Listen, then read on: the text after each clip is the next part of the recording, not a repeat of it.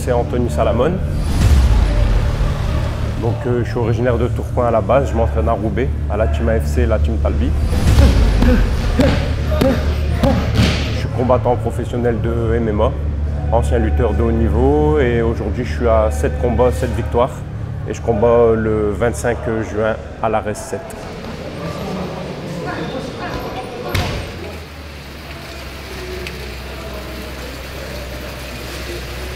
Franchement, j'ai jamais été trop bagarre, etc.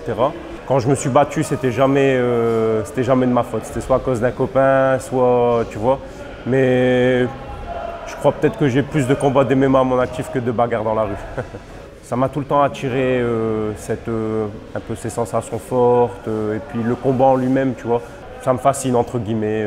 Du coup, tout bêtement, comme ça, je regardais un jour la télé, je suis tombé sur l'UFC.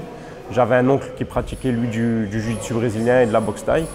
Et puis voilà, j'ai fait un essai et puis j'en suis là aujourd'hui.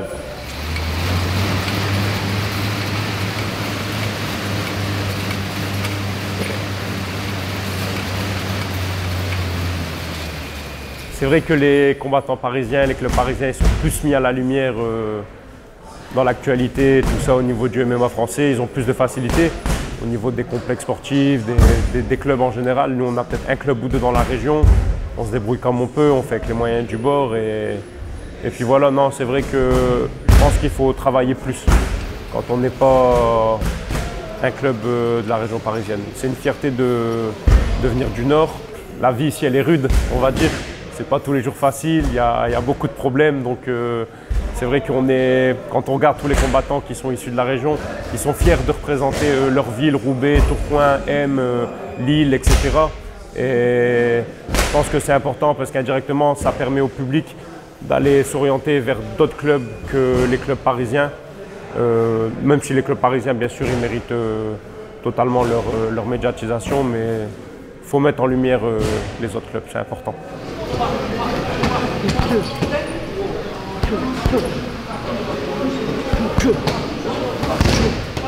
Les seules fois où j'ai pu trouver des sensations intenses dans la vie en général, c'était pour des choses pas très bien que j'ai pu faire par le passé.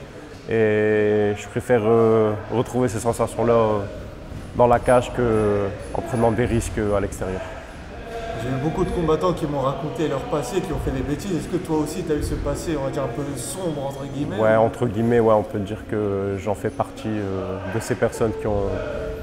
J'en suis pas fier, mais malheureusement c'est mon passé, c'est mon vécu. J'ai fait des erreurs, on en a tous fait. Et je les assume et je pense que ça a fait de moi la personne que je suis aujourd'hui.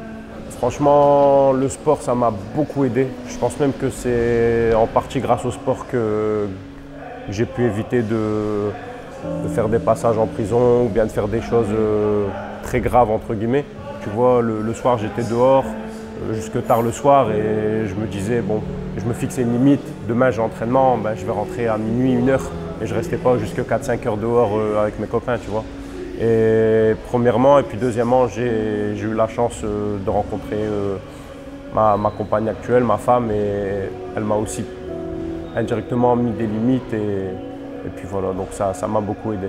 Je pense que c'est grâce au MMA qu'aujourd'hui, et à la lutte aussi beaucoup, qu'aujourd'hui je n'ai pas dévié dans le mauvais chemin, tout simplement.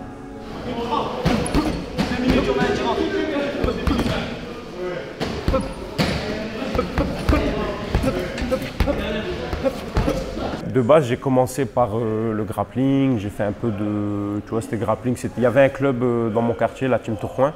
Et du coup, j'ai été quelques fois par-ci par-là. Et après, je me suis orienté vers la lutte, tout en me disant, ben, je serais peut-être meilleur en MMA en faisant de la lutte. Je voyais que dans la lutte, il y avait un peu ces limites, pas financières, mais même si c'est un sport olympique, en France, on est un peu... c'est compliqué d'exceller et d'avoir une vie à côté en faisant que de la lutte, tu vois. Donc déjà premièrement, et puis deuxièmement, j'avais tout le temps ce petit côté MMA qui résonnait dans ma tête, tu vois. Même quand je faisais de la lutte, je pensais MMA, et puis je me suis dit à un moment donné, allons-y, vois ce que tu peux faire, pour le moment ça marche, et puis fais-toi plaisir.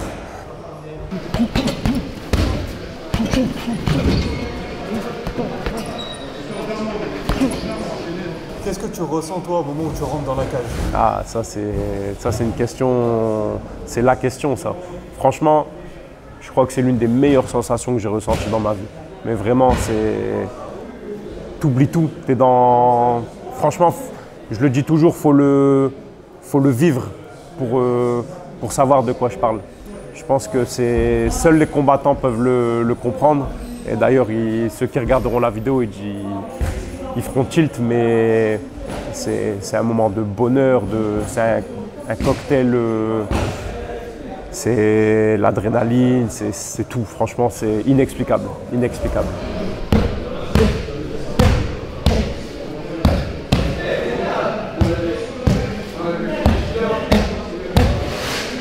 J'affronte Samir Kadi, c'est un combattant qui a 5-1. C'est l'adversaire que je devais prendre maintenant avec ces 7-0. C'est le mec que je devais affronter tout simplement. Je pense que c'est la bonne personne. Tu penses arriver sur un tournant de ta carrière? Ah, j'en suis clairement, ouais. Je pense que cette signature à l'arrêt, elle m'a... Ça y est, quoi. Je suis dans le grand bain, je suis parti, je suis lancé. Parce que mes 7 combats, il faut savoir que je les ai faits en longtemps. Le premier, il a été fait en 2012-2013. Après, il y a eu ces coupures avec la lutte, bien sûr, mais je pense que là, à l'heure d'aujourd'hui, on est dans le vif du sujet. Je pense que si demain on m'appelle, on me propose l'UFC, je serais tenté de dire ouais et d'y aller directement, tu vois. Même si je sais que j'ai peut-être pas forcément le niveau à l'heure actuelle, ou du moins ça va peut-être aller pour un combat, 2 combats, mais après il y aura certaines limites. C'est pour ça que je continue à m'entraîner sans relâche chaque jour. Et puis l'objectif, l'UFC, ouais, c'est l'objectif. Et parce que c'est avec ça qu'on a grandi, c'est ce qu'on voit tous les jours, tous les week-ends. Et puis je pense que quand on veut faire partie des meilleurs, il faut justement côtoyer les meilleurs. Et je pense que l'UFC, c'est l'organisation pour.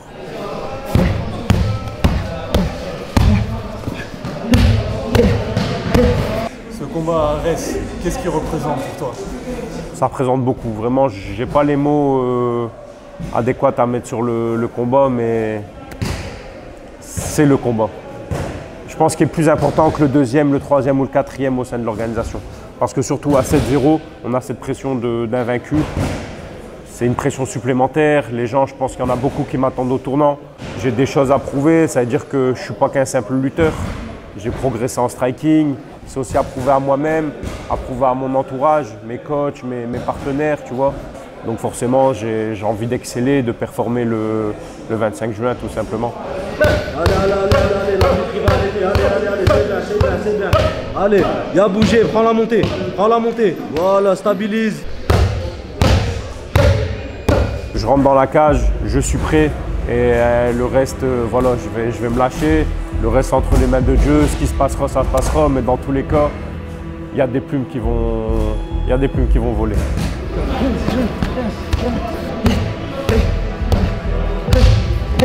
Je sais que ça va être une guerre et j'en doute pas une seule seconde.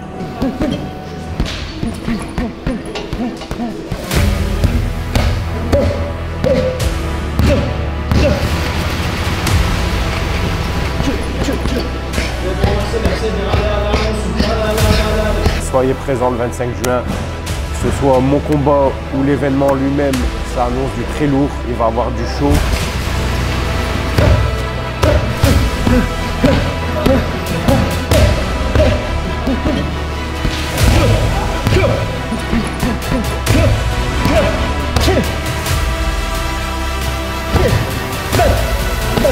Et surtout, ne clignez pas trop des yeux ce soir-là parce que je pense qu'il y a beaucoup de têtes qui vont tomber.